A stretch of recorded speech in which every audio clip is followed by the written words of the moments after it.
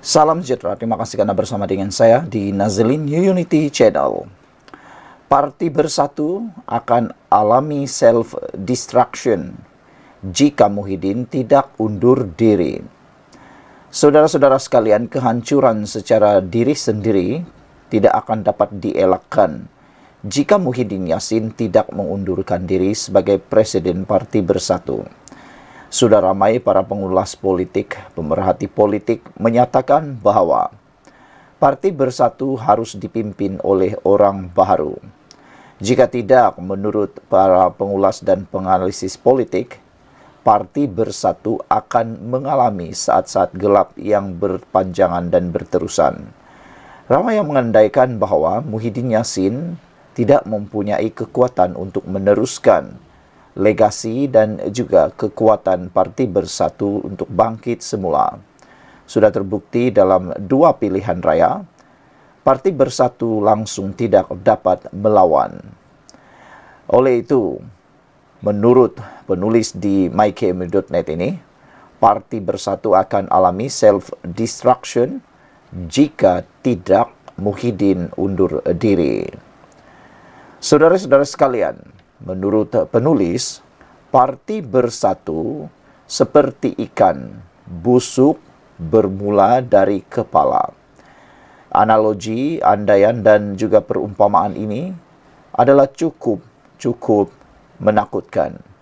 Bayangkan saja seekor ikan, bagaimana nak dimakan, bagaimana nak dijual, bagaimana nak dipasarkan kalau badan ikan itu masih okey, tetapi kepalanya pula sudah mula membusuk.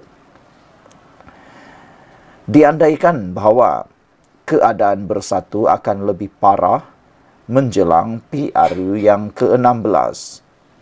Saudara-saudara sekalian, PRU yang ke-16 tidak lama lagi akan menjelang.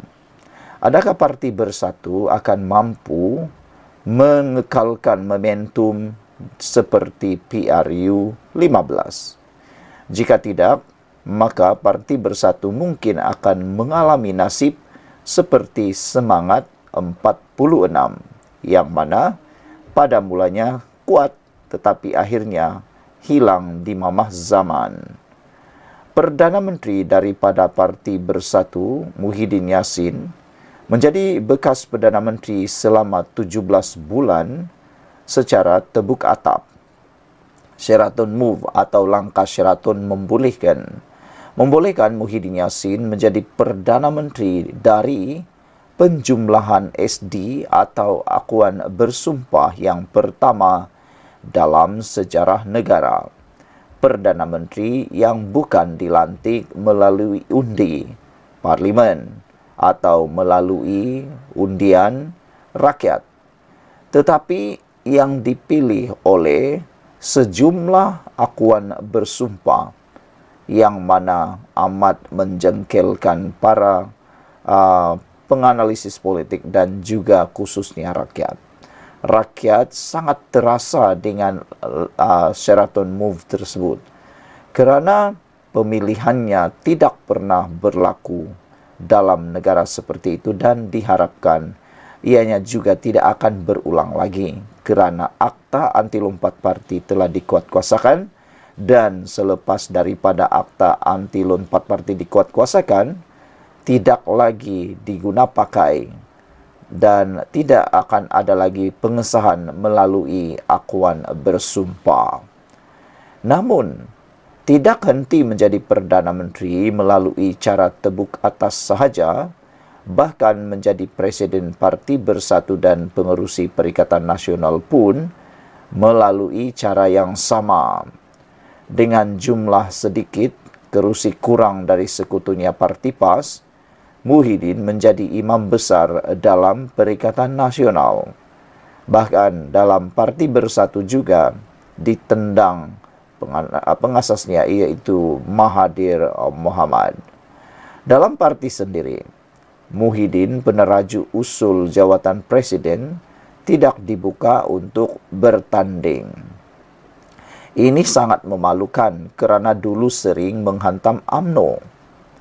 Apa yang menarik dan luar kebiasaan, Muhyiddin sepatutnya berbesar hati untuk menawarkan diri untuk berundur dari semua jawatan yang disandang.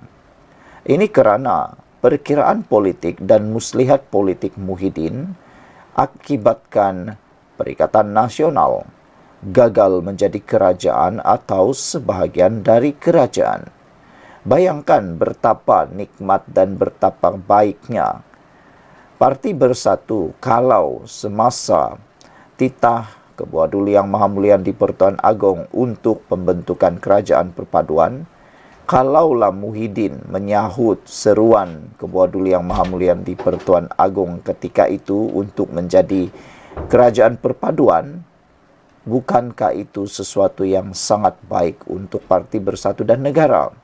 Namun tindakan Muhyiddin yang angkuh dan sombong menolak titah tersebut secara mentah-mentah.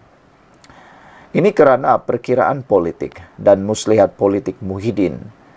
Itulah yang mengakibatkan Perikatan Nasional gagal menjadi kerajaan atau sebahagian dari kerajaan. Ini terjadi ketika Parti PAS menangi paling banyak kerusi, tapi akibat salah langkah Muhyiddin, PAS jadi pengemis kuasa sahaja. Ketika itu, muslihat Muhyiddin menyangka salah seorang dari pengkhianat dari UMNO telah berjaya membawanya sejumlah cukup 115 SD untuk menjadi kerajaan. Maka, menghantar SD terlebih dulu dari pihak yang lain dikira wajar menjadi Perdana Menteri dan bukan keabsahan Perdana Menteri atau validity jumlah sebagai pembuktian. Akhirnya terbukti ada antara dalam jumlah itu sudah tanda tangan aku janji lain terlebih dulu dan tidak berani meneruskan kerana terikat saman 100 juta ringgit yang mereka tanda tangani. Ini contoh liciknya Muhyiddin Yassin dari Parti Bersatu. Kenapa begitu gairah mahu jadi Perdana Menteri dan enggan terima tawaran yang di-Pertuan Agong untuk menjadi nombor 2 dalam kerajaan bersama Pakatan Harapan PH? Akhirnya terjawab. Terlalu banyak yang hendak dikambus ketika menjadi ketua kerajaan Tebukatap. Satu persatu kes muncul untuk dijawab oleh Muhyiddin. Walaupun sudah banyak kes dibeban atas bahu Muhyiddin, namun beberapa kes besar berbilion ringgit masih belum dibuka lagi. Kes seperti One Bestarinet dan juga Stillman Goldman Sachs yang dipercayai tiris beberapa bilion dan wujud perjanjian tepi. Inilah maksud ikan busuk bermula di kepala. Parti Bersatu akan rosak dan musnah jika Muhyiddin terus terajui Perikatan Nasional dan Bersatu. Tiada cerita moral yang dapat dilakar dari pemimpin berstatus klaster mahkamah seperti Muhyiddin. Dua kekalahan teruk back to back dibiarkan dialami oleh PN tidak bawa apa-apa pengajaran kepada Perikatan Nasional kerana Muhyiddin mengutamakan kepentingan peribadinya.